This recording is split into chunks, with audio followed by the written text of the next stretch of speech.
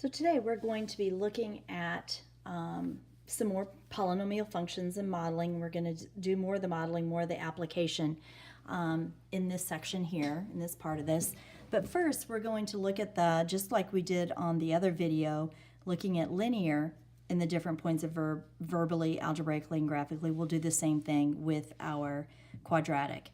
And so we can say verbally that a quadratic is a polynomial of degree 2. Algebraically, we see it in the form ax squared plus bx plus c. We call that standard form. We also see a quadratic in the form of a times the quantity x minus h quantity squared plus k. We say that is vertex form. And a form that's not mentioned, that's written here, but yet is still one of our quadratics, is called the intercept form. We won't be doing as much with that in this section as we will in standard and in vertex. Graphically, we can say that a quadratic is a parabola with vertex h and k. It has an axis of symmetry where x is equal to h.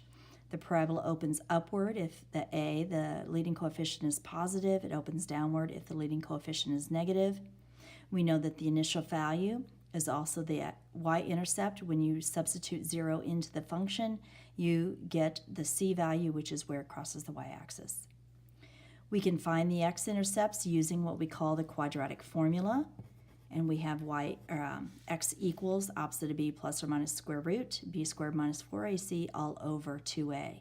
We use the quadratic formula to find our zeros, and we will see how that plays out in both of these application problems that we have down here.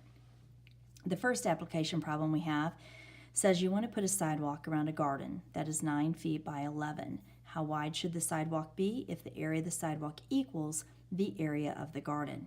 So the first thing we want to do is draw a little sketch of what the garden would look like. So we have a rectangle that is 9 feet by 11 feet. Then it says that we want to put a sidewalk around the entire garden. And because it doesn't specify, we are going to make an assumption that the distance to the sidewalk from every location on the garden is going to be equidistant. So we are looking for the width of the sidewalk. And so I'm going to represent the width with x. So this would be an x and that would be an x as well.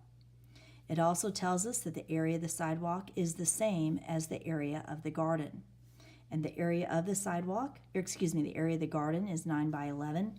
So we know that to be 99 square feet. So in order to find the entire area, to find what we're looking for here is for x, the width of the sidewalk, I'm going to be using the formula length times width, which gives us the area. But we want to find the total area in order to get to to solve just for our x's. And so the total area would be the area of the garden times 2, because that would be the area of the garden and the area of the sidewalk. And since they are equal to one another, I can just say the area is equal to 99 times 2, total area. And then length is 11, plus I have the length of this side and the length of that side of the sidewalk. So I will add in the 2 x's.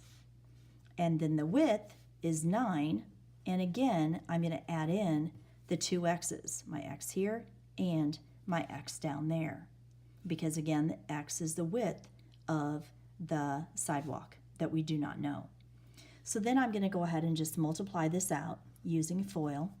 11 times 9, I get 99 plus 22x plus 18x plus 4x squared.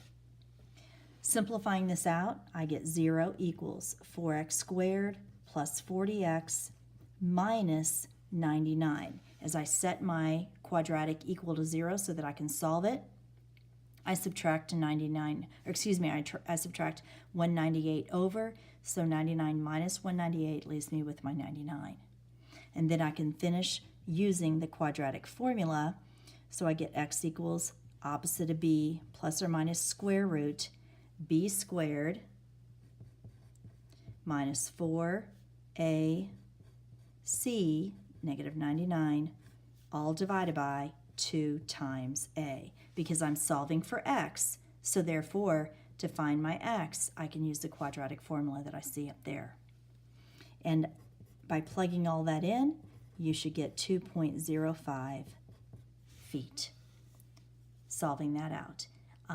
And it is sometimes easier to plug this in, finding the discriminant, the number that is underneath the radical first, then taking negative 40 plus the square root of the discriminant, and then divide it by 8, and then take negative 40 minus the square root of the discriminant, and then dividing that by 8 as well. We notice that the second number, if you would do both of those, the second number would end up to be a negative, and we do not have a negative width, so therefore we discount, and I think that is, I think it was negative 12.05. And since we can't have a negative width, we discount that measurement.